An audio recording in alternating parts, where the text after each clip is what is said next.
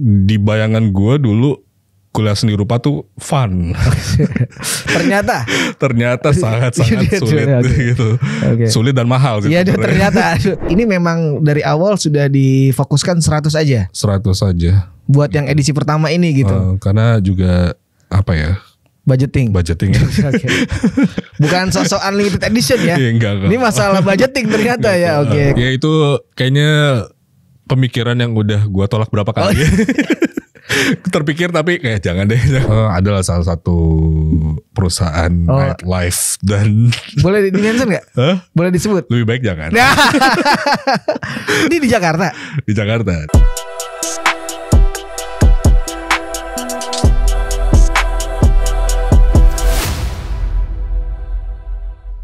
Assalamualaikum, balik lagi di DPP, Domi punya podcast. Ya, hari ini gue kedatangan kolega yang juga ini menariknya dari sekolah seni rupa.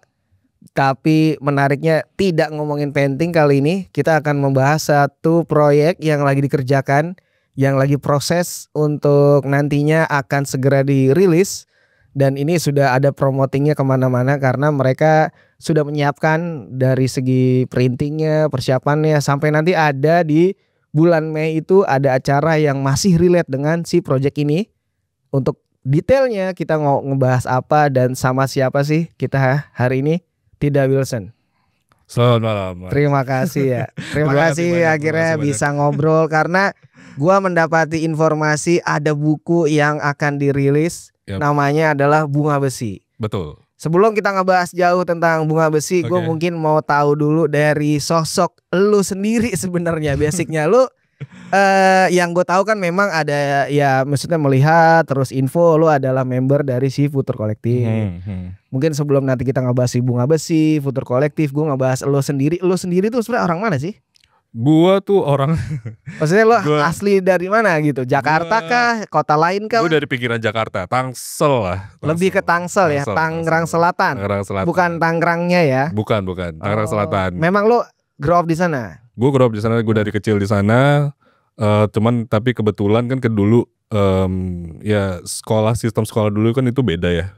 Yang masih sistem rayon. Oh iya, regional jadi, mana? Betul, jadi entah gimana pokoknya sekolah itu gue akhirnya pindah ke Jakarta Selatan gitu. Jadi gue selama masa sekolah tuh gue bagian besar di Jakarta Selatan. SMA di mana lu?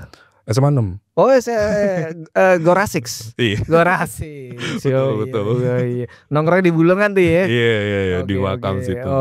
Jadi lo grow up-nya yang sekolah di Selatan, lanjut kuliah di mana? Kuliah itu gue dulu sempat di Unpar. Tadinya awalnya karena gue mau masuk ITB ya, seni rupa ya. Oh, ada kepikiran? Ada kepikiran. Karena dari dulu emang gue cita-citanya pengen jadi seniman lah. Ada kepikiran. Ada kepikiran. Jadi lu melihat siapa untuk kayak gue mau jadi seniman? Kan pasti ada role model tuh. Kayak gue pengen kayak sosok ini tuh, lihat siapa? Bokap sih. Karena bokap tuh dari dulu emang support gue buat karena dia tahu gue dari kecil tuh suka gambar. Akhirnya di apa namanya diarahin terus ya. Dan jadi ketika gue memutuskan untuk mau kuliah seni rupa, mereka support gitu. Kayak pas di ITB tapi nggak dapet.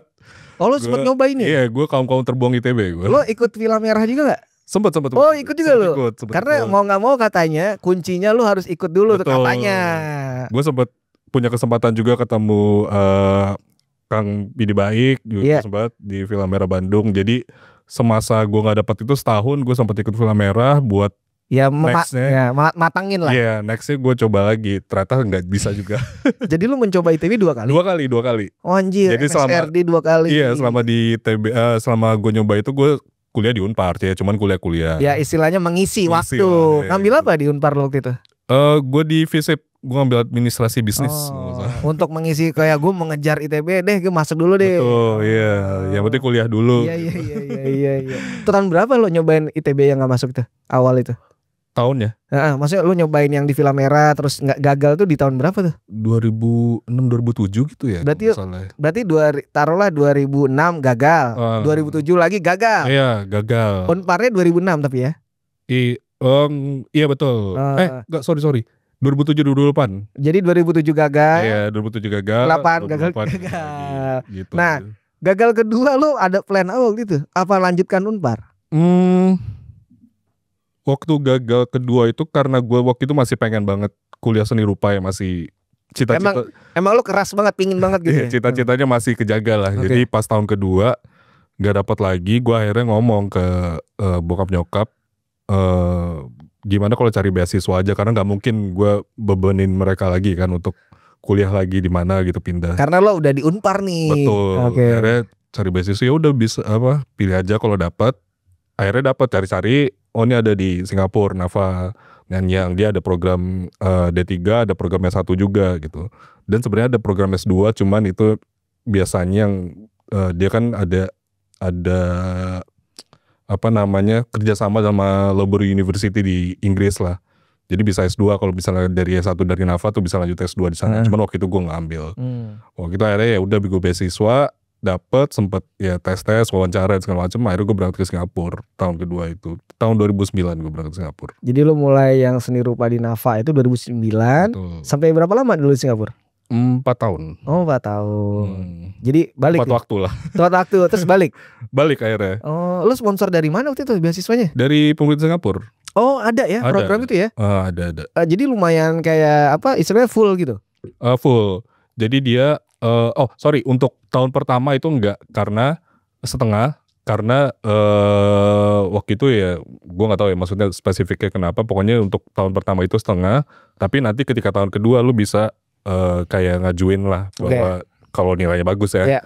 Gue ngajuin ke pemerintah Singapura bahwa lu bisa dapat full scholarship gitu. Akhirnya gue ngajuin itu dan dapat gitu. Jadi for the rest of the years gue beasiswa full gitu. Lo masuk nih akhirnya di sekolah seni rupa ya kan. Lo berarti apa yang lo impikan terjadilah nih kan. Jadilah. Nah lo di situ berarti ngapain aja? Lo bikin karya kah apa? Karena kan ketertarikannya pasti kalau fine art orang pasti basic adalah painting. Betul. Nah lo bagaimana waktu lo di sekolah di sana tuh? Iya menarik sih karena gue nggak pernah ngerasain sekolah seni rupa di sini. Jadi waktu di sana juga gue pikir mungkin 11-12 mirip lah. Cuman yang menarik adalah gue ngerasa bahwa waktu di sana gue ngambil jurusannya kan fine art memang, painting lah, western painting. Ada spesifik gitu? Western painting gitu. Jadi emang lu budaya barat nih ya? Karena soalnya ada jurusan yang Chinese painting juga. Gitu. lebih ngeri tuh ya tekniknya kali ya? Iya tekniknya lebih kayak kuas gitu lah. Jadi gue ngambil ada Chinese painting, ada western painting, terus ada printmaking, sculpture, sama Indonesian painting nggak ada nih? Nggak ada ya? Atau Melayu painting nggak ada tuh ya? Ada. Western dia langsung. Jadi lo ngambil westernnya gitu. Menariknya karena justru di situ gue ngerasa sangat-sangat digembleng secara tradisional ya, maksudnya dari cara apa namanya ngelukisnya, dari cara drawingnya dan segala macam gitu. Yang awalnya tadinya gue pikir bahwa karena bayangan gue kuliah seni rupa itu bisa sangat konseptual, itu bisa sangat melebar gitu kan. Tapi ternyata di Nafa tuh nggak kayak gitu. Di Nafa tuh sangat-sangat tradisional, dia digembleng secara tradisional dulu, apalagi di tahun-tahun pertama. Ini maksudnya basic manual ya? Manual gitu, drawing, painting, watercolor dan segala macam gitu. Sampai akhirnya baru di tahun kedua lah ya, baru tuh masuk tuh teori-teori yang wacana-wacananya lah gitu. Textbook tuh ya? Textbook banget gitu, karena itu kan buat persiapan untuk nanti ketika tugas akhir gitu, ke skripsi dan final examnya. Final examnya gitu. Jadi ya ngerasa kagetnya lumayan itu sih, karena juga di bayangan gue dulu kuliah seni rupa tuh fun. Ternyata sangat-sangat sulit gitu. Sulit dan mahal sih. Iya ternyata. Karena lo butuh proses ya. Lo bikin tugas itu kan butuh beli material. Material kan lumayan angkanya. Iya, makanya ternyata gue sampai di sana juga pas beasiswa pun gue baru nyadar bahwa wah ini nggak bisa nge-cover ya ternyata gitu. Material Singapura tahu sendiri angkanya kan lebih tinggi dari Indonesia. Material untuk berkarya itu mahal banget gitu. Jadi gue akhirnya came to realization bahwa ternyata berkesenian itu mahal. Butuh modal. Butuh modal ya gitu. So, ya udah akhirnya gue di sana sembari kuliah gue juga kerja. Kerja ilegal. Kerja apa tuh? Gue tuh kerja ini agak aneh sih. Jadi gue gue apply di situs pencarian kerja di Singapura lah. Terus gue di approach sama ada desain company gitu ya, atau desain agency lah. Tapi ternyata ketika gue masuk dia tuh lebih kayak wedding organizer. Ternyata, oke. Wedding organizer. Mungkin lu suruh bikin poster-posternya gitu. Iya, awalnya gitu, bikin poster, bikin itu buat sosial media gitu.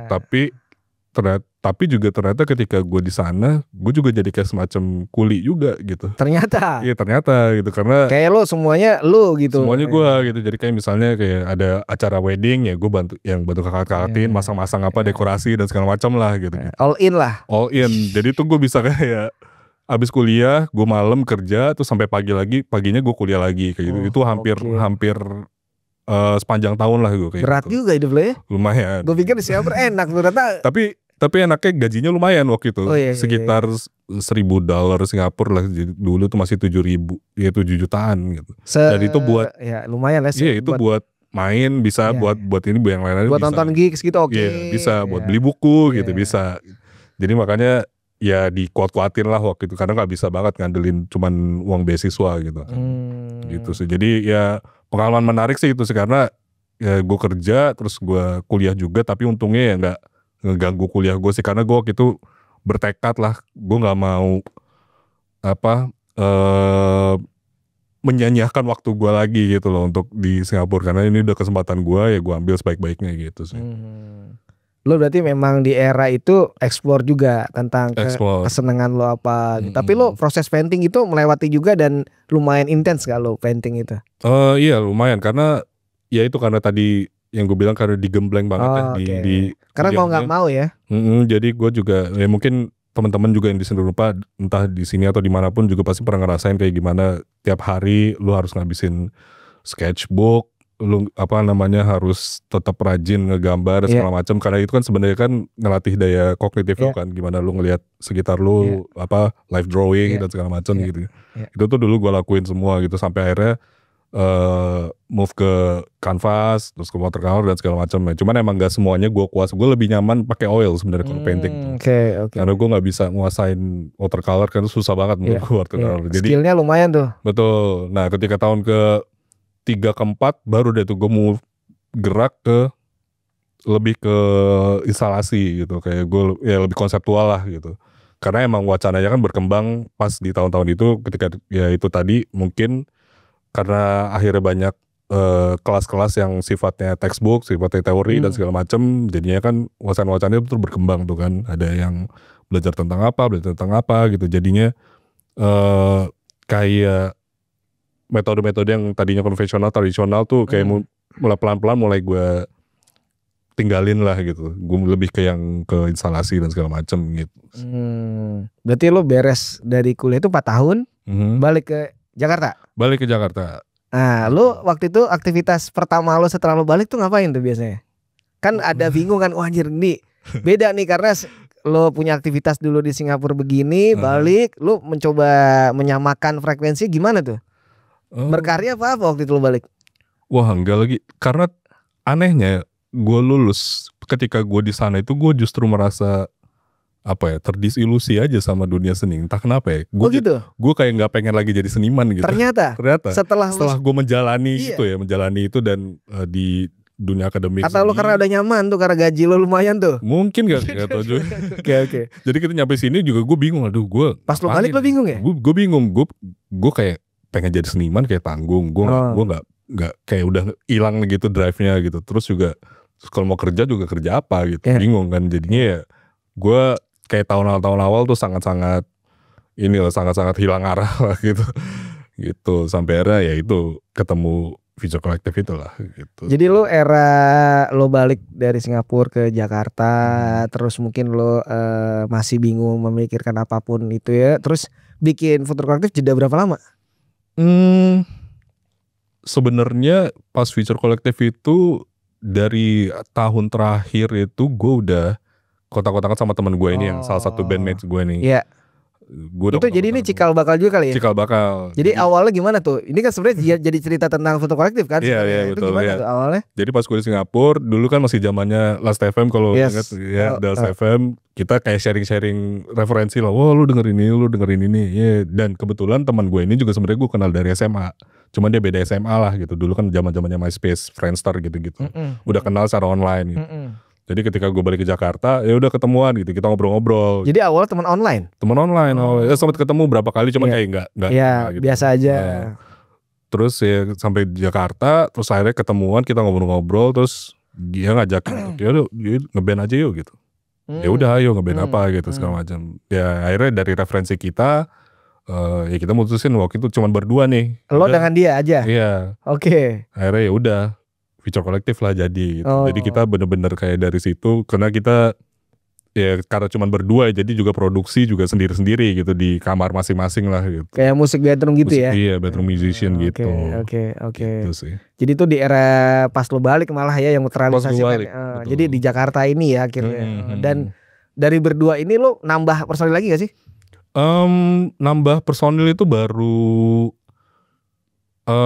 setelah album pertama kali ya. Iya ya. Jadi dulu tuh set kita tuh sangat minimal gitu, karena gue main keyboard kan, gue main keys. Satu lagi teman gue tuh main synth. Oke.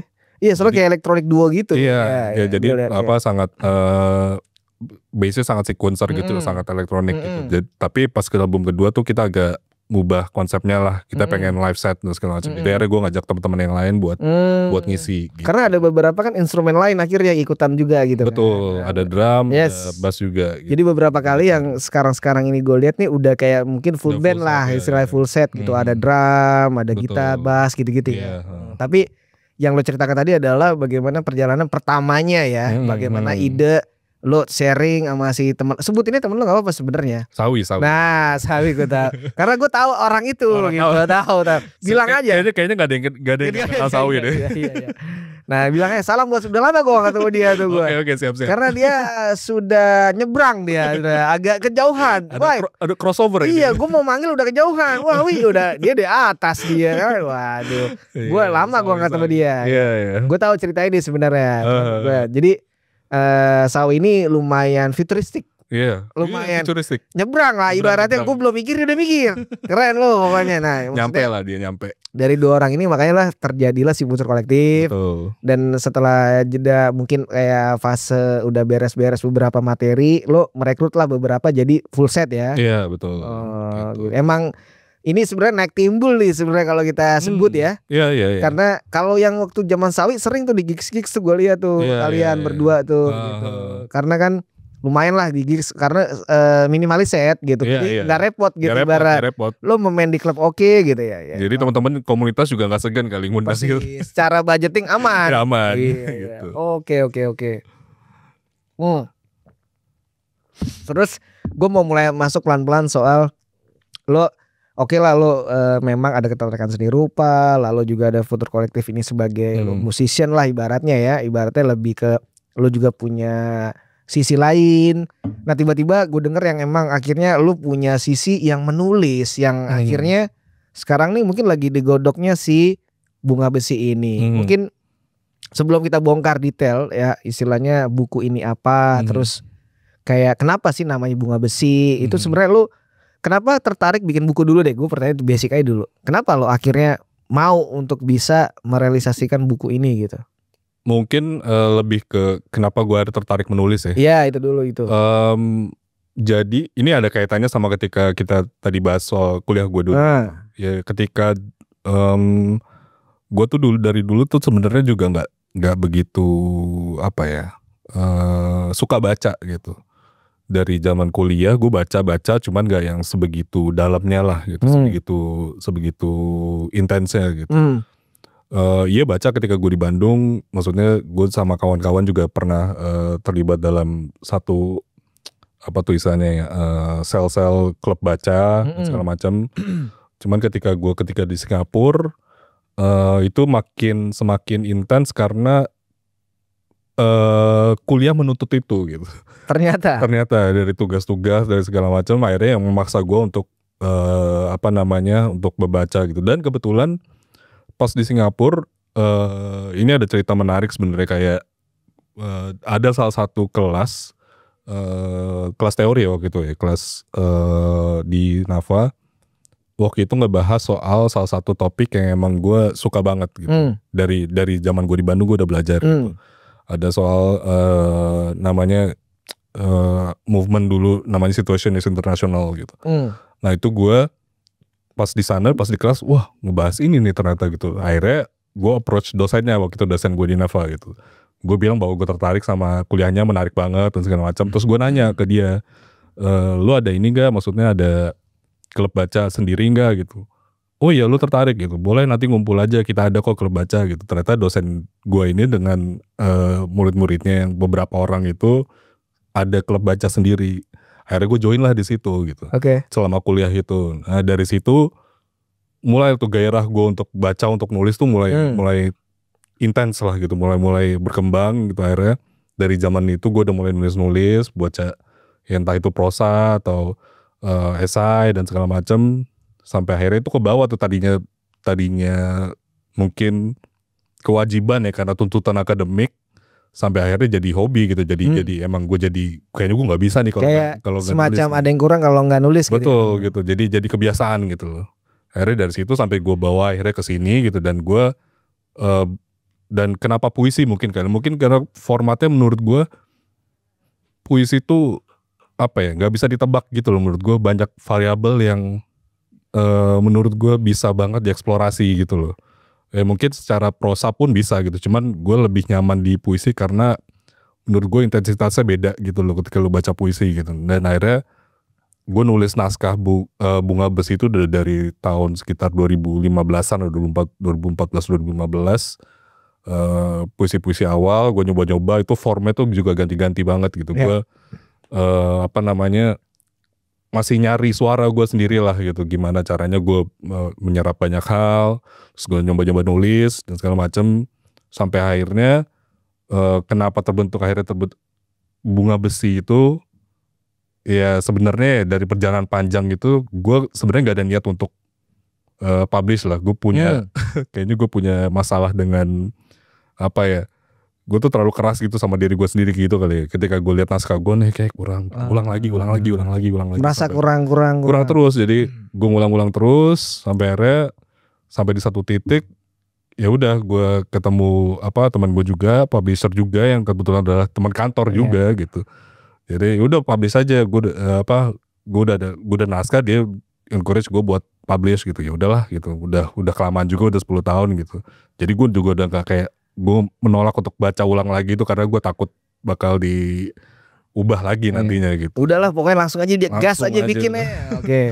Gitu. Ya udah lahirnya tuh Bunga Besi gitu. Tapi kalau dilihat emang gue sih sempat sih, karena gue masih terima PDF ya. Jadi itu kan masih black and white. Emang black and white ya? Kan ada beberapa kayak foto gitu-gitu ya. Itu memang black and white ya? Emang. Jadi nantinya pun jadinya black and white itu ya? Iya betul. Oh itu dari segi fotografinya itu siapa itu? Gua. Oh lo juga. Oh emang semuanya memang akhirnya lo juga ya? Iya. Dari segi yang memang isi puisinya, terus ilustrasi yang si grafisnya itu lo juga ya? Iya. Oh nah kenapa lo kasih nama Bunga Besi? Sebenarnya sih ini mungkin dari ketertarikan gue tuh kayak ngebaca. Keren sih namanya Bunga Besi. Gue tuh ngebaca kayak kenyataan gitu yang ada di sekitar kita tuh emang nggak pernah hitam dan putih gitu loh. Oke. Gue selalu bisa nemuin kayak keindahan dalam keburukan, begitupun sebaliknya gitu. Dan itu menurut gue esensi dari kenyataan itu sendiri gitu. Gak ada yang mutlak menurut gue gitu di kenyataan yang kita hadapi. Faktornya juga banyak gitu. Kenyataan yang lu hadapi sama kenyataan gue hadapi mungkin bisa beda karena itu tergantung perspektif kan gitu. Gue melihat satu tong sampah dengan lo melihat satu tong sampah itu bisa berbeda tuh pemaknaannya. Betul, gitu. Perspektif kan beda-beda. Betul. Nah makanya gue juga ngelihat kalau dari segi estetika gitu, gue ngeliat keindahan pun juga seperti itu gitu. Yang menurut lu indah, menurut gue enggak juga gitu. Gue bisa menemukan kayak hal-hal obscene gitu yang curat gitu di dalam keindahan itu sendiri gitu. Begitupun sebaliknya. Makanya gue terinspirasi dari ini kali bukunya Baudelaire yang Flowers of Evil. Oke. Gitu. Jadi apa namanya, gue ngegunain bunga tuh sebagai simbol apa ya, keindahan lah, yang feminin, yang lembut, yang indah, yang gue kontraskan dengan besi yang apa, yang obscene, yang curah, terus yang keras gitu-gitu. Jadi itu menurut gue merangkum semua pengalaman yang gue lihat gitu di bunga besi gitu. Karena memang ini persiapannya adalah 10 tahun itu ya. 10 tahun. Catatan tentang si puisi-puisi lo selama perjalanan 10 tahun. Iya. Dan baru direalisasikan di tahun ini ya. Baru diterbitkan tahun ini. Itu akan kapan tuh ready si buku itu? Kemungkinan sih Mei tanggal 20-an, Mei akhir itu. Yang memang akan ada acara di Krapela itu? Betul. Oh, itu adalah juga gongnya si buku launching gitu? Jadi itu nanti tanggal 25 Mei itu kayak puncak acaranya, launchingnya lah. Sebelumnya kan acara-acara yang udah kita buat itu kan pre-launching gitu. Kita ngebahas beberapa topik-topik yang memang jadi apa ya namanya, pengaruh gitu dari puisi-puisi yang ada di bunga besi. Terus nanti launchingnya, gongnya, finalnya ada di Krapela gitu. Oh gila, itu sebelum gue mau bahas, nanti juga gue mau nanyain tentang Krapela. Tapi sebelumnya gue lihat di PDF-nya informasi tentang bunga besi itu kan ada rangkaian tuh. Rangkaian tuh artinya kayak ada diskusi, obrolan, atau talks yang misalnya kayak Astri juga ikutan kan tuh, yang Astri, ya. Si moderatornya Yayi juga. Itu memang rangkaian dari acara lo yang si bunga besi itu atau bagaimana itu? Ya, karena itu menarik sih. Ya itu, jadi emang ide awalnya itu ini dari obrolan gue sama publisher, teman gue, publisher yang juga publisher dari Medium Press, si Rian. Dia kayak kita ngobrol lah, ini gimana, kita punya pandangan yang sama bahwa karena kita mungkin basicnya bukan di sastra banget kali, terutama gue ya. Gue bukan yang anak sastra banget gitu, gue mungkin nggak terlibat aktif dalam komunitas-komunitas sastra gitu. Jadi sastra kontemporer. Iya. Jadi mungkin perspektif gue juga agak beda gitu. Kayak gue gimana cara mengemas apa namanya, kayak sastra dengan pendekatan yang berbeda gitu. Ya, akhirnya lahirlah gitu. Maksudnya kita pengen, gimana kalau kita bahas dari perspektif yang lain. Entah itu dari seni rupa, dari musik, terus dari apalagi dari film gitu. Jadi emang di pre-launching itu ya kita pendekatannya dari keempat disiplin itu gitu. Ada sastra, ada film, ada seni rupa, ada juga musik gitu. Dan itu menarik sebenarnya, gimana kayak menurut gue juga gitu bahwa ada keterkaitan gitu. Maksudnya ada benang merah yang bisa kita dapetin dari disiplin-disiplin yang memang berbeda gitu. Bahwa sastra tuh nggak tertutup itu, apalagi di era sekarang ya, dimana kita udah bisa dapetin banyak sekali referensi atau banyak sekali apa namanya input gitu, sensasi yang kita dapat dari hal-hal lain bisa kita tuangkan ke dalam sastra gitu. Dan itu yang juga pengen kita coba apa namanya lakuin gitu lewat diskusi-diskusi sebelumnya gitu. Gimana kita ngeliat sastra dari perspektif seni rupa, atau sebaliknya kita ngeliat seni rupa dari perspektif sastra, dan ya kayak gitu-gitu.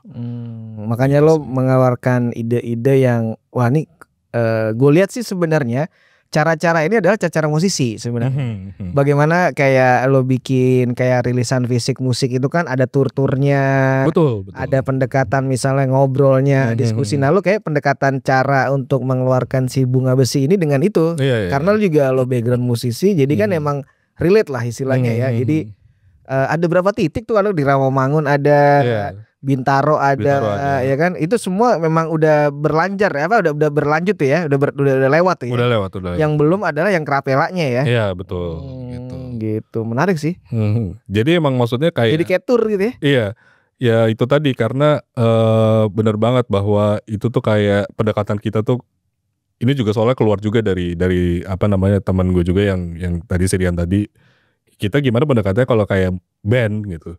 Maksudnya sastra tuh jadi kayak ngeband lah, kita mau rilis album. Ya lu kayak bener-bener rilis fisik ini lah rilis album, kita tour di dunia, kita sebelum rilis segala macam. Dan itu menurut gue menarik juga gitu. Maksudnya apa namanya, gue pengen ngebawa sastra ini, ya maksudnya gue juga nggak mengklaim gue siapa-siapa juga ya, gue nggak ngebawa sastra gitu. Cuman seenggaknya dalam konteks buku gue gitu, gue pengen buku gue tuh bisa diterima di teman-teman yang juga ada disiplin yang beda gitu, kayak di film, di apa seni rupa dan segala macam. Makanya gue ada acara-acara pre-launching kemarin itu. Gitu. Itu bagian dari ini ya, launching juga, soft launching lah ya, atau pre-launch gitu ya? Iya betul. Di berapa titik total? 4. Ada di pertama itu kita di Bersuaka di BSD, terus kita di Smiljan di Bintaro, betul. Terus di Atelier Ceremai, di Rawamangun, terus terakhir di Kios Ojo Kios. Gitu. 4 itu ya, 4 titik itu skena tuh. Skena sastra dapet, musik dapet, skena tuh. Kebetulan juga maksudnya yang kita ajak untuk kerjasama, untuk kita itu juga ya teman-teman juga lah. Ya maksudnya juga masih di orbit lu. Betul. Gitu sebagai musisi, lu kenal juga gitu. Menarik ya, maksudnya dari perspektif yang memang ya tadi mungkin lo juga udah mention kan soal sastra mungkin mau diluaskan lagi gitu, nggak yang seperti itu tuh lagi gitu. Lo mau ada pendekatan musik, pendekatan kayak tour band gitu-gitu. Menarik sih. Makanya endingnya itu adalah di Krapela. Di Krapela. Berapa hari itu di Krapela itu? Sehari aja sih. 1 hari aja. Dari siang tapi kan? Dari sore ya? Dari sore kayaknya deh ya. Itu full line up ya udah ya? Untuk saat ini kita udah ada beberapa line up yang kita tetapkan, cuman belum bisa diumumkan. Oh belum. Tapi yang PDF itu udah oke itu. Yang udah itu. Berarti gue udah lihat tuh ya berarti ya. Betul. Tapi belum bisa di-spill tuh. Betul. Karena masih ada yang tentatif kali ya. Iya, masih ada masih ada hal-hal yang belum bisa di ini. Lu spill. Ketika menyiapkan rangkaian untuk merilis si buku ini, itu berarti budgetingnya dari mana? Sponsor kah atau bagaimana? Nah, ini menarik karena jujur gua itu gue nggak bakat ya kayaknya untuk nyari-nyari kayak gitu. Kan bisa dibantu dari si tim Medium Press-nya. Betul. Misalnya. Tapi karena kita pendekatannya sangat-sangat kolektif gitu ya, maksudnya ini juga teman gue juga, si Rian ini, jadi kita ya udahlah gimana kita mandiri aja, kita bagi 2 aja. Udah clear cut itu gitu. Maksudnya kayak udah bagi 2 aja, kita kerjain bareng gitu. Jadi emang nggak ada nggak ada obrolan panjang soal itu sih, karena gue juga nggak mau ngebebani dia dengan sepenuhnya dengan kekompleksan udah suruh jadi penerbit jadi penerbit terus suruh sponsorin juga, terus ngeluarin duit pula gitu kan. Jadi emang ya kita clear cut, udah kita bagi-bagi aja gitu. Kenapa lo nggak menggandeng mungkin brand atau sponsor yang bisa balik lagi diaplikasikannya kayak band mau tour kan gampang tuh. Sebenarnya kalau untuk sponsor kita lebih kayak mungkin kayak di buku ini nanti gue disponsorin sama Fedrigoni. Jadi ya itu yang di Kemang ya? Iya kalau nggak salah yang cetakan gitu kan? Iya betul. Yang kertas itu kan? Iya. Asun kan yang ngurus ya? Gue nggak tahu deh. Nggak tahu ya. Tahu.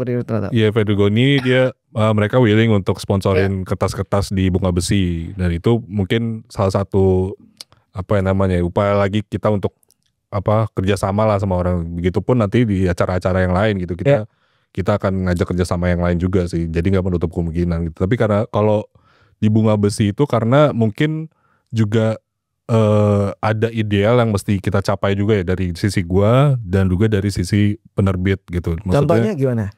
Karena kita pengen buku ini tuh bukan sekedar buku konvensional gitu. Kita pengen eksperimen di dalam buku ini, entah itu dari segi material yang kita kita gunakan ataupun dari segi ya konten dan isi yang gue tulis gitu. Makanya menurut gua ini harus buku secara fisik itu harus representatif lah sama isinya gitu. Dan akhirnya Medium Press dia ngajuin untuk kita bekerja sama graphic handler dari Cirebon dengan Kang Izar. Terus kita konsultasi juga secara pendekatan desainnya gimana enaknya, secara visual kita brainstorming baiknya gimana kalau untuk ngapain maksudnya dengan ide-ide yang kita punya dan bisa dipresentasikan ke dalam buku tuh seperti apa gitu. Jadinya akhirnya kita kerja sama graphic handler, akhirnya juga dengan Fedrigoni karena kita pengen kertas terbaik untuk di buku ini gitu, yang bisa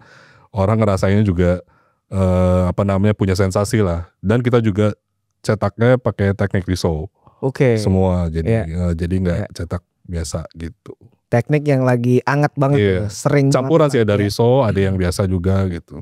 Ya. Itu berarti akan segi dari totalnya berapa ini halaman total ketebalannya? Terakhir itu dari itunya kita ada sekitar 143. Tebel ya, lumayan ya. Lumayan. Kalau untuk yang materialnya bisa di-spill nggak, pakai kertas apa, cover apa gitu bilang ya? Mungkin itu nanti apa ya, spesifiknya gue juga gak begitu ingat sih sebenarnya. Sama si print ya. Iya dari penerbitnya apa, karena itu maksudnya kertas-kertas yang dipilih juga kan itu tadi ada ya kita ada thought process sendiri lah kenapa kertas itu dipilih dan segala macam. Waktu kita ke Cirebon ngobrol sama graphic handler, dia juga ada alasan-alasan ya? Iya, ada alasan tertentu gitu. Yang memang kenapa pakai ini. Gitu. Harganya berapa sih nanti kalau ini udah jadi? Kemarin itu kita udah ada masa pre-order tapi udah lewat. Sekarang yang udah jadi itu untuk harga normalnya kita jual di harga 450.000. Emang kalau pre-order berapa kemarin? 385 ya kalau nggak salah. Beda dikit lah ya. Dari normal 4,5, pre-order 385. 380 atau segitu lah. Oke. Dan pre-order udah lewat. Sekarang tinggal normal nih. Oke. Dan pendistribusiannya bagaimana? Kita distribusi mandiri ya, mainly emang masih di online sih. Jadi kayak orang kalau mau beli lewat online Instagram, nanti tinggal di shipping dari pusatnya di Cirebon. Betul, enggak nanti kita bawa ke Jakarta dulu. Oh, Jakarta dulu bawa. Jadi meskipun kan medium press dari sana, tapi tetap dibawa dulu ke Jakarta. Berarti shipping dari Jakarta. Iya betul. Dari Tangerang sih lebih tepat. Iya. Tapi dari apa namanya, kita juga pengen ngasih itu tadi, karena ini kan menurut gue tuh kayak ya karya apa ya pertama sekaligus karya yang menurut gue juga terkonsep gitu. Jadi secara packaging juga kita pengen ngasih sensasi yang berbeda lah, apalagi yang kemarin yang teman-teman yang udah pre-order kita ngasih ada packaging khusus gitu untuk mereka gitu. Wih, kayak box set gitu ya? Iya, bisa dibilang gitu. Ada apa aja isinya? Bukan box set, lebih ke material packaging. Oh, packaging. Tapi ada kayak tambahan stiker misalnya apa gitu, ada nggak? Kayaknya ada ya. Ada juga. Oh ya, ada ini lah, ada bonus-bonusnya juga. Bonus juga. Oh, jadi dengan buku itu sendiri ada pernak-pernik di itunya, satu paketnya itu. Dan mungkin yang paling utamanya sih kita pengen ngasih sensasi ketika orang ngedapetin itu dan ketika orang ngebuka buku itu sih Wah, sebenarnya. oke, gitu. Set gitu udah rasanya beda tuh ya. Mudah-mudahan ya tuh. Iya, oke. Itu berapa sih cetak totalnya, akan berapa eksemplar atau berapa ini? Lo hanya nyetak berapa? Kita cuma cetak 100. Wih, ini memang dari awal sudah difokuskan 100 aja. 100 aja. Buat yang edisi pertama ini gitu. Karena juga apa ya? Budgeting. Bukan sosok unlimited edition ya. Enggak. Ini masalah budgeting ternyata ya. Oke, kan kadang faktor itu lebih besar, budgeting lebih besar. Kan ada kayak gue maunya eksklusif aja, pengennya yang intimate gitu. Ada tuh. Ada dikit. Iya, ada dikit. Tapi emang budgeting ternyata. Apalagi ternyata setelah kita melewati, karena kita juga kebetulan ini juga di Medium Press, ini adalah karya atau buku pertama yang mereka publish. Oh gitu. Gue juga. Jadi sama-sama belajar ada gitu. Apa ya istilahnya nih, momen yang sama-sama seru. Betul. Lo pertama, dia pertama, jadi ini sama-sama ini ya. Iya, jadi ada banyak hal yang excited gitu kan. Banyak hal yang kita belajar, ternyata ya kita bisa dalam prosesnya kita harus bisa lebih mengapresiasi orang, ternyata bikin buku tuh susah ya. Iya, gitu. Ternyata ya. Lo berarti dengan materi yang di dalamnya itu kan puisi, mungkin totali kayak 10 tahunan. Tapi untuk merealisasikan dijadikan buku itu berapa tahun persiapannya? Setahun atau lebih? Enggak sampai, malah setahun. Banget iya, enggak sampai 4 bulan. Nge-layout desainnya gimana?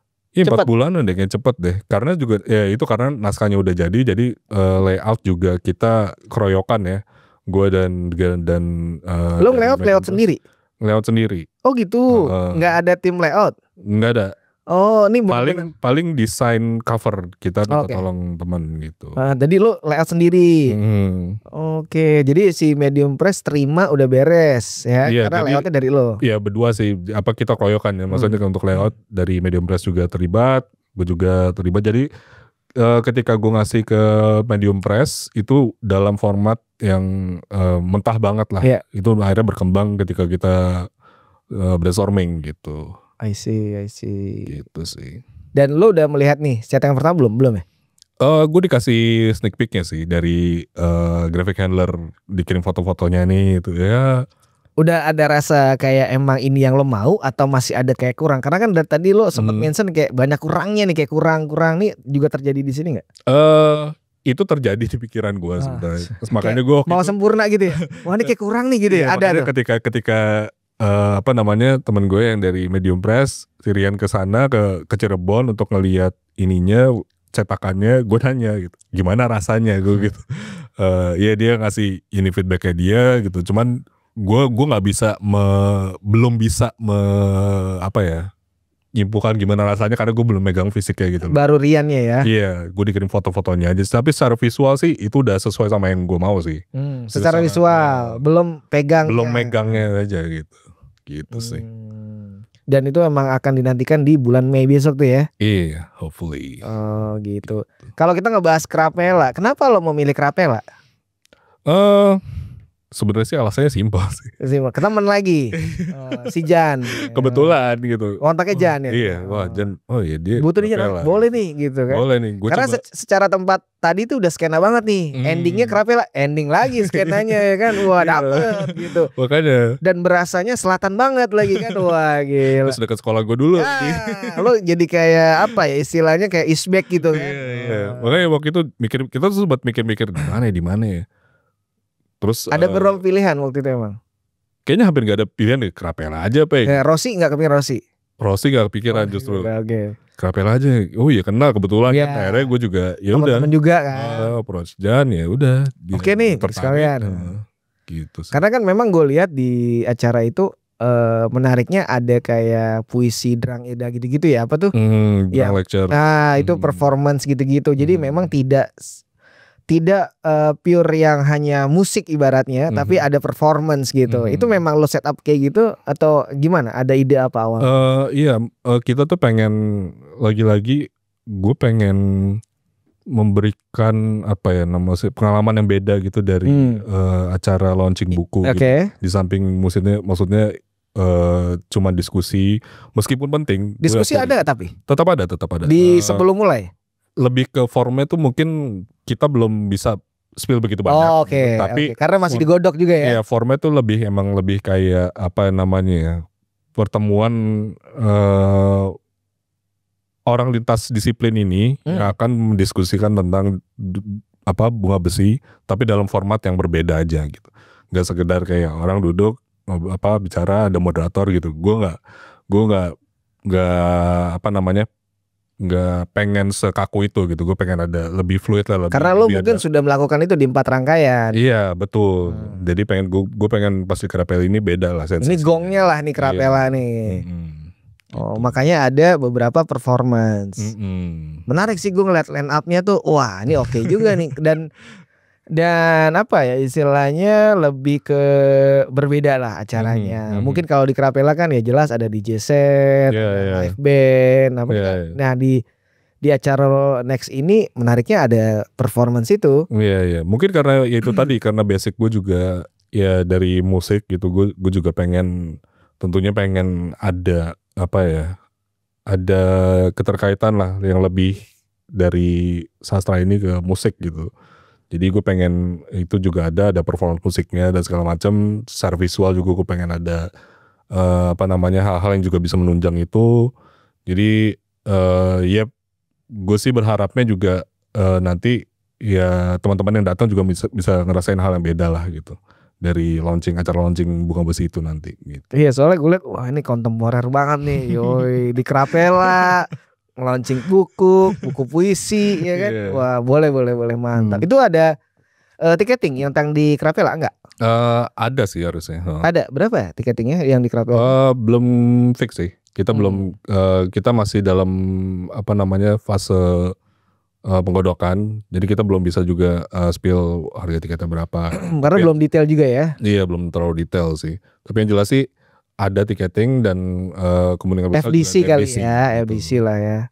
dapat sponsor brand apa yang nempel bir atau apa gitu kan. Oke. Karena juga judul ininya kan Drunk Lecture ya. Itu jadi kalau nggak minum gak asik. Namanya Drunk Lecture tapi kok modelnya sober gitu kan. Dan sober ini lecture berarti. Pengennya pesta lah. Jadi perayaan bersama aja gitu. Dan banyak sudah line up itu confirm tuh banyak. Gak banyak sih, mungkin ya sekitar 40% kali ya. Udah oke gitu ya. Tanggal berapa sih rencana? Rencananya tanggal 25 Mei. Oke. 25 Mei di Krapela. Itu weekend ya? Weekend, hari Minggu kalau nggak salah ya. Oh, Minggu. Jadi pas. Itu ada yang model live band gak sih? Lebih ke musik elektronik semua ya? Atau gimana acara itu?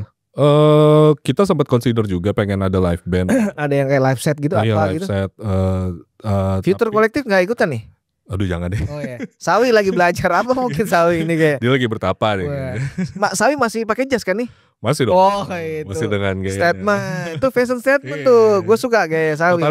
Totalitas. Kalem, cool ya kan. Yoi.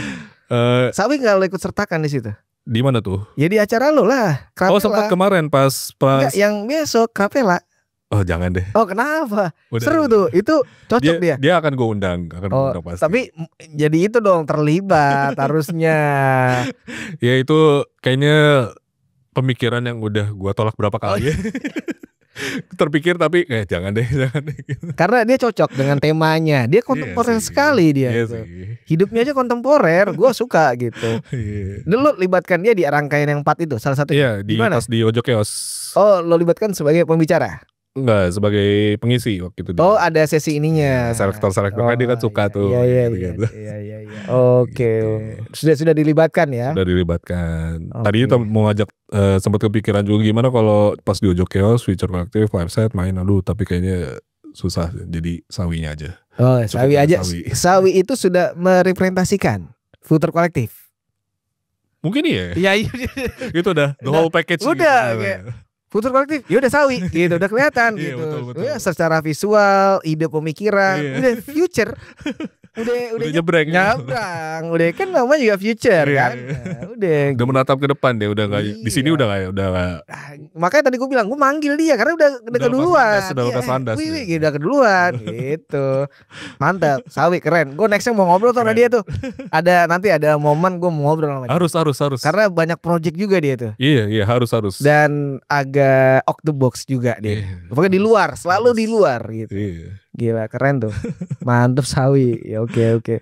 Oh Krapela gitu ya berarti ya. Tapi berarti lo merasa bahwa ini sudah oke lah mau hampir selesai terrealisasikan si Bunga Besi. Lo ada kayak ke-triggers kayak anjir nih kayaknya udah terlaksana si Bunga Besi, kayaknya gue mau ada lagi gitu, pasti ada gak sih? Kan ada tuh pasti tuh. Wah ini kayak ternyata lo udah tahu ritmenya soalnya. Gitu pastinya kan kayak wah nih nextnya boleh nih bikin apa gitu, ada gitu. Gue sih sering bercanda sama Sawi. Enggak sama temen gue. Sawi kan cocok tuh buat diskusi. Gue seneng sama diskusi sama Sawi itu gue. Enggak, sama temen gue yang di Medium Press.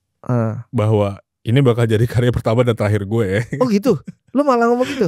Gue malah ngomong gitu. Apa yang akhirnya lo punya statement kayak gue nih yang pertama dan terakhir ini apa sebenarnya? Karena mungkin kayak gue ngelihat kapok lo, enggak, bukan masalah kapok ya sih, lebih ya mungkin itu ada bahwa itu susah itu ada gitu. Susahnya dalam segi apa nih? Ya dari segi itu tadi proses kreatifnya sampai tadi apa? Karena lo waktu itu juga yang di awal ini kan berpikirnya nggak mau biasa. Betul. Jadi lo harus ngulik banget. Iya. Jadi ya itu maksudnya kepikirannya kayak, aduh kayaknya ini aja gue butuh waktu 10 tahun untuk bisa. Itu mungkin ya gue nggak bilang enggak, cuma mungkin entah kapan. Rem dulu gitu. Gitu. Gitu jadi sempat bilang aja deh kayaknya ini dulu aja gitu. Iya, ini cukup apa ya, menguras energi juga sih, karena gue gak nyangka bakal melelahkan ini, apalagi juga kita kan ya kebetulan gue dan teman gue itu yang publisher jadi Medium Press juga kan satu kantor.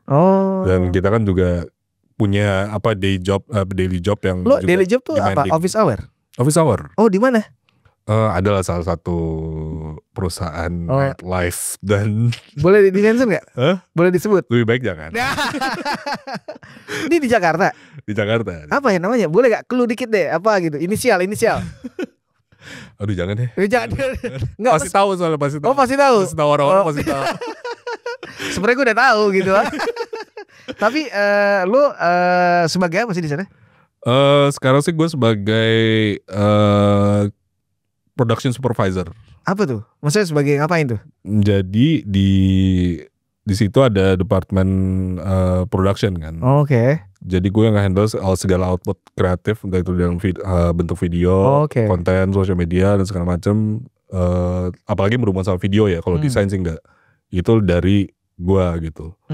Yang mensupervisi lah. Jadi lo meneliti, melihat sebelum keluar, dicek-cek dulu seperti apa.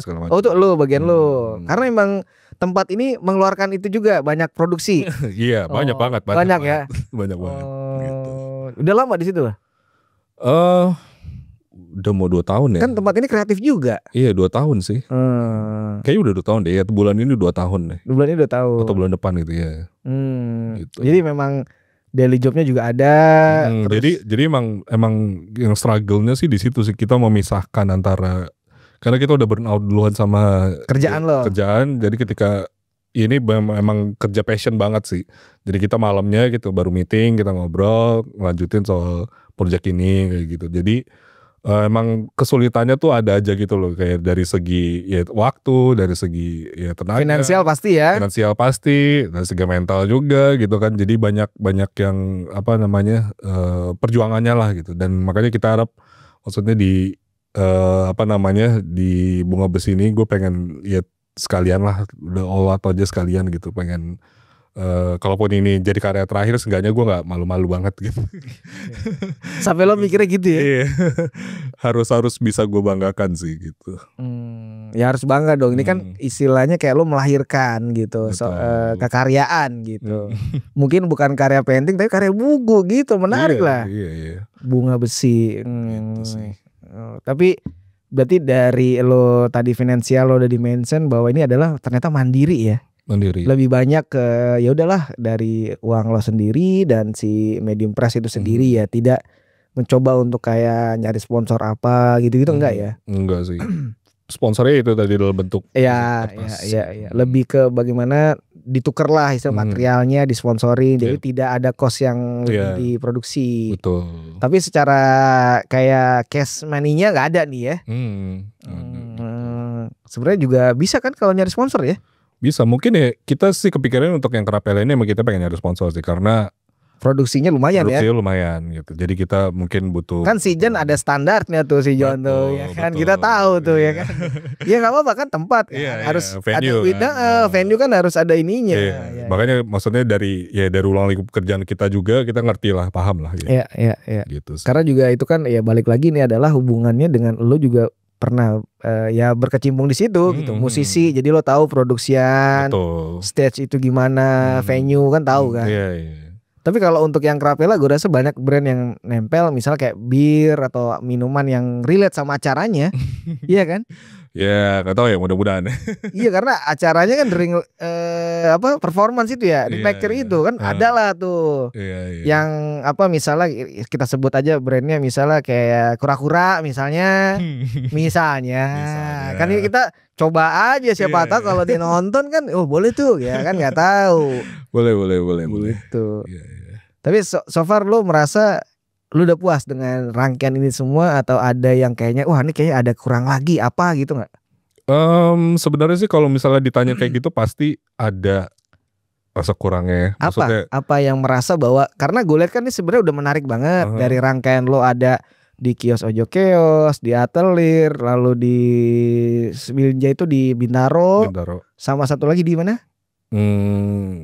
Bersuaka. Bersuaka itu kan maksudnya udah rangkaian menarik ya karena lo ya lumayan lah itu circle skena juga tuh dan ditambah gongnya Kerapela gitu. Jadi menurut gue udah oke, tapi lu merasa itu ada yang kurang. Bagian mana yang kurangnya? Mungkin lebih ke ini kali ya. Ya kita belajar lah, maksudnya selama itu juga kan kita pertama kali bikin acara-acara kayak gini, belajar ya ada aja kayak kekurang-kurangannya kayak dari segi eventnya lah gitu. ada kekurangan-kekurangan yang mungkin bisa diperbaiki nanti pas di Kerapela kayak gitu. Oh, yang kemarin sudah terlaksana, ada yang kurang. Kayak gitu-gitu sih. Ya kalau dari segi, ya paling dari segi itu dan apa ya lebih ke apa ya? Dari segi ini juga maksudnya secara konsepnya kali ya, konsep acaranya gitu. Harusnya kemarin kita bisa lebih ini nih gitu. Itu biasa terjadi. Biasa terjadi. Ya, kan. istilahnya udah terjadi acaranya kemarin terus kayaknya kemarin harusnya gini. Itu sudah terjadi banyak. Makanya Gak apa-apa. Gitu. Kan bisa nanti dibikin lagi. Betul. Makanya ya mudah-mudahan sih yang pas nanti di Kerapela bisa lebih ini ya, bisa lebih nampol lah ya. Menarik secara apa namanya acara juga, tapi secara muatannya juga bisa menarik gitu. Waktu yang si Asri narsum bahas apa? Dari perspektif seni rupa dia sebagai pegiat seni, melihat puisi gue tuh seperti apa gitu. Karena kan gue banyak juga ngegunain referensi-referensi dari seni rupa. Itu makanya tadi gue ngajak 4 disiplin itu kan gitu. Dari musik gitu. Jadi dia ngebahas dari puisi-puisi gue gimana apa namanya dari dia kacamata seorang kurator seni. Yang juga tentu punya banyak wacana, punya banyak referensi soal seni dan hal-hal yang meliputinya lah ketika baca puisi gue tuh seperti apa gitu. Karena gue penasaran sebenarnya awalnya itu dari kayak gitu gimana sih? Kayak butuh reaction orang. Iya teman-teman gitu yang punya disiplin yang beda baca puisi gue tuh kayak gimana gitu. Dan itu ya untungnya kita dapetin dari acara-acara kemarin gitu. Kayak misalnya dari apa namanya Mas Roni Agustinus. Yes. Margin kiri ketika dia ngeliat puisi gue baca dan dia mengaitkannya dengan apa namanya sastra Amerika Latin dan segala macam, itu menurut gue menarik karena itu tadi orang-orang kan bisa aja punya pendapat atau punya perspektif yang berbeda soal puisi itu karena kan puisi kan sifatnya juga nggak melulu bisa apa ya saklek gitu ya, bisa diterjemahkan dengan jelas dengan satu arah gitu. Betul. Dan itu menariknya di situ, maksudnya udah apa namanya mereka punya dimensi atau punya wacananya sendiri-sendiri yang mereka bawa ke pembacaan puisi gue. Itu menarik gitu sih. Gue penasaran sih, pengen tahu perspektifnya mereka. Kita kayak ngomong si Mas Roni, komentarnya apa? Boleh tahu nggak? Mas Roni sih sebagian besar dia bisa nemuin apa ya pengaruh sastra Amerika Latin di puisi-puisi gue. Kayak misalnya kayak dari apa namanya segi mungkin dari diksinya, terus dari apa namanya cara gue ngedeliver apa namanya tiap-tiap baitnya seperti apa. Jadi memang ada juga yang eksplisit gue sebutkan gitu maksud dalam puisi gue bahwa karena menurut gue kayak gaya-gaya intertekstual itu menurut gue tuh bentuk apresiasi aja menurutku, gimana gue mengapresiasi karya mereka yang gue bawa ke dalam tulisan gue gitu, dalam puisi gue gitu. Dan dia bisa nemuin itu dan kayak dia ngebahas soal apa namanya gerakan infrarealisme di Chile dulu, Roberto Bolaño dan apa kebaca tuh Mas Roni ya? Iya, Mario Santiago, Pablo Schiaro dan segala macam. Jadi tahu lah gitu, maksudnya dia familiar lah dengan hal itu gitu. Begitupun juga misalnya kayak si Asri deh, apa namanya kita sempat ngobrol kan kita sebelumnya sebelum diskusi itu dia agak nervous lah gitu. Karena memang gue ajak saja nervous dia. Wah ntar dulu deh gue nggak biasa ngomong di depan umum kan. Kan nggak ada orang juga asli gitu. Dia udah lama katanya juga nggak ngobrol ngomong panjang. Ya masa nggak banyak diskusi gitu. Terus dia nelpon gue malam terus nanya gimana sih segala macam, ada apa aja yang ada di puisi lo yang bisa gue tangkap gitu segala macam. Ya gue cerita ke dia bahwa kayak karya-karya yang ada beberapa karya spesifik yang gue emang ke-influence dan gue tumpahin ke puisi itu. Kayak misalnya kayak karya-karyanya pelukis Bruegel, terus kayak misalnya Goya, pelukis-pelukis yang emang udah menurut gue maestro lah. Tapi ada juga yang kayak seniman-seniman yang lebih kontemporer kayak di apa namanya di Itali itu ada apa namanya gerakan seni yang lumayan kayak anomali sebenarnya, dia lumayan misterius lah gitu, namanya Brigataes gitu. dia satu seniman sebenarnya, cuman dia kayak mengkodiksikan karyanya seperti dibuat sama banyak orang gitu. Itu ada Brigata S dari Itali. Jadi hal kayak gitu gue infokan karena mungkin dia butuh untuk ini kali, maksudnya asupan juga gitu. Jadi ya gue kasih, kita ngobrol, oh iya gue paham gitu kan. Jadi emang maksudnya kayak hal kayak gitu kan emang mungkin juga itu bagian dari tanggung jawab gue sebagai penulis juga kali ya, bahwa ada hal-hal yang emang mesti gue dalam hal tertentu gue mesti jelaskan, gue mesti infokan lah, gue kasih tahu ke pembaca. Tapi selebihnya kan itu udah terpaksa dia sendiri gitu, gimana sensasi yang dia dapat ketika baca itu. Nah itu dibahas di diskusi-diskusinya gitu. Jadi lo akhirnya punya kayak gambaran, oh ternyata dibaca si A begini, B begini, C begini. Iya. Lo ada juga selain dari yang si orang-orang tadi udah lo undang, ada mungkin ada beberapa orang yang lo pingin lo dengar pendapatnya, siapa, ada nggak? Pingin banget nih tentang, wah gue pingin tahu reaksi si orang ini tentang Bunga Besi. Ada nggak, siapa impian lo? Atau pingin banget orang itu mencoba ngasih input, kalau ada siapa? Pingin ya? Pingin sih, gue sih pengen Mas Afrizal Malna kali ya, Mas. Ya nggak apa-apa. Kalau dia nanti denger kan langsung, Mas ini. Iya, kan? karena gue suka, dia salah satu penulis Indonesia yang gue sangat suka sih. Dari segi pilihan kata. Betul. Karena juga mungkin karena dari gue waktu di seni rupa kuliah itu kan gue emang tertarik banget sama karya-karya Dada, surrealisme dan segala macam ya. Jadi influence itu tuh masih membekas sampai sekarang gitu. Dan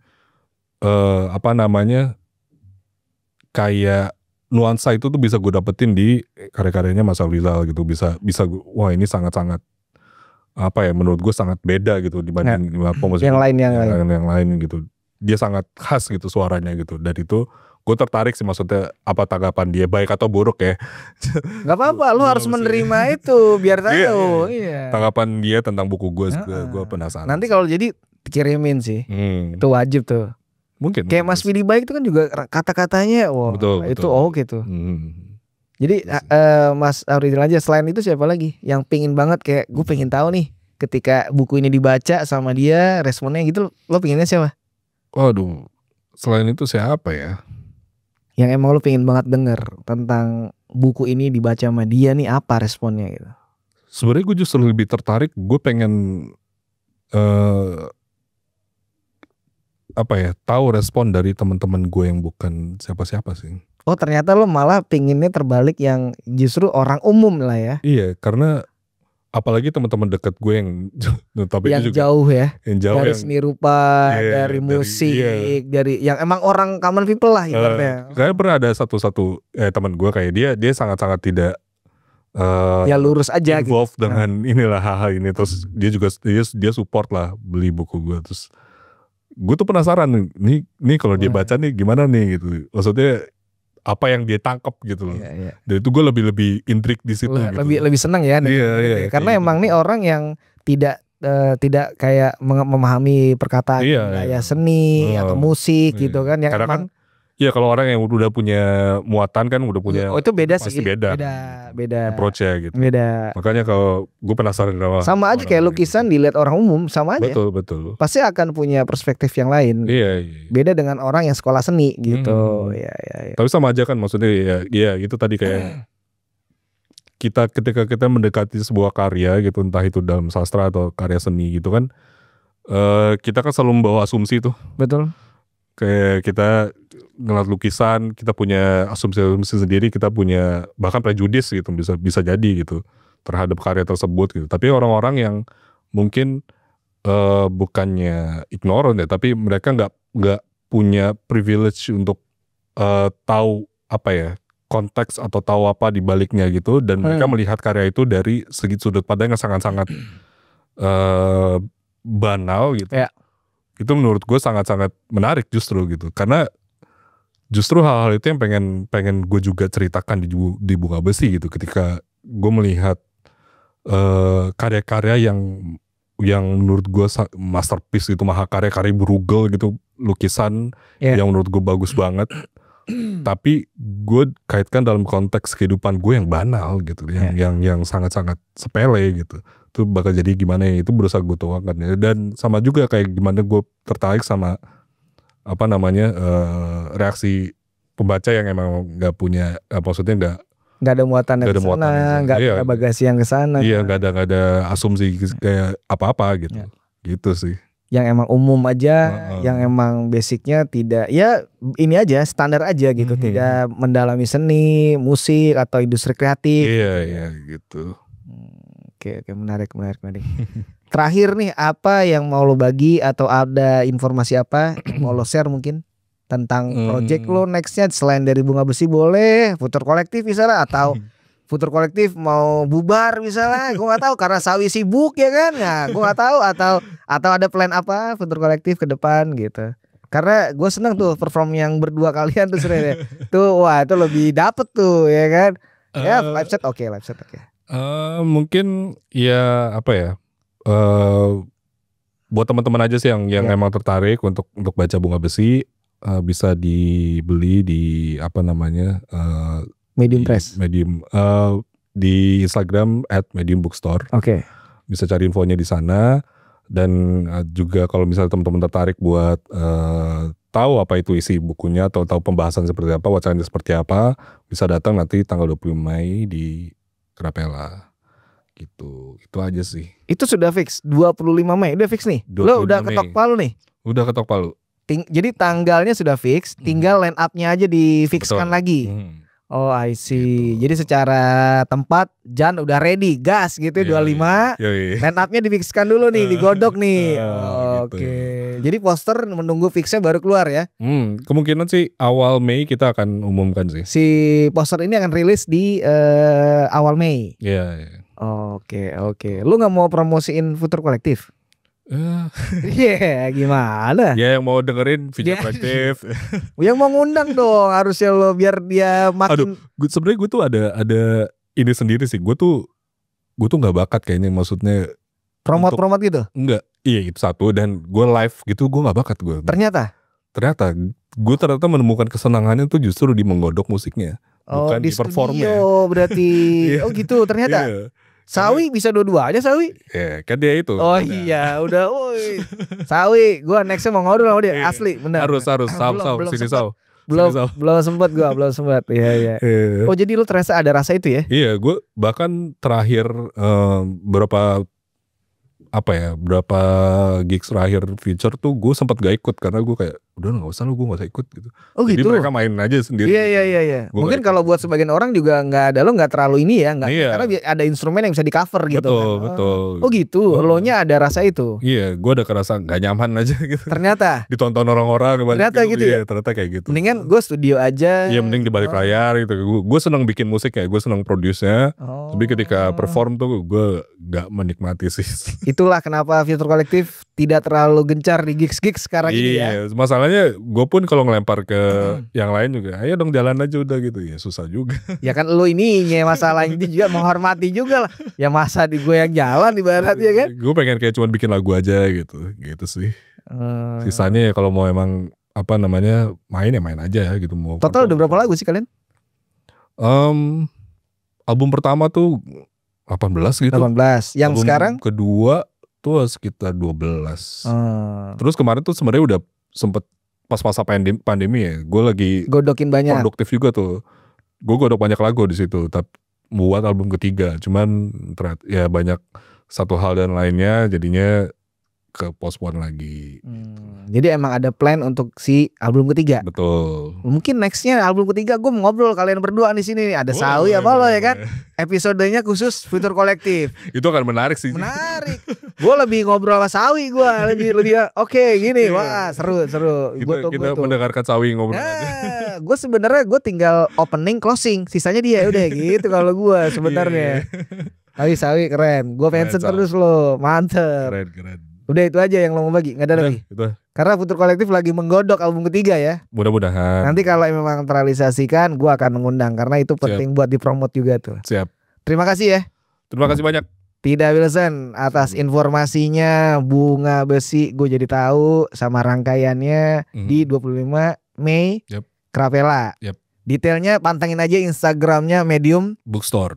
Itu bakal ada informasi poster dan lain-lain ya. Yes. Terima kasih ya. Terima kasih banyak. Nanti gue mau ngobrol lagi, gue mau closing dikit. Thank you. Terima kasih ya teman-teman. Ini tadi kita udah ngobrol tentang ada project yang mau dilahirkan atau di launching di bulan Mei, 25 Mei di Krapela, Jakarta Selatan. Itu adalah program yang menarik karena biasanya Krapela hanya musik ya, elektronik, live band dan performance. Nah, ini ada unsur-unsur sastra, performance dan juga bisa dibilang kayak temu inilah semua kayak cross market juga nih ya.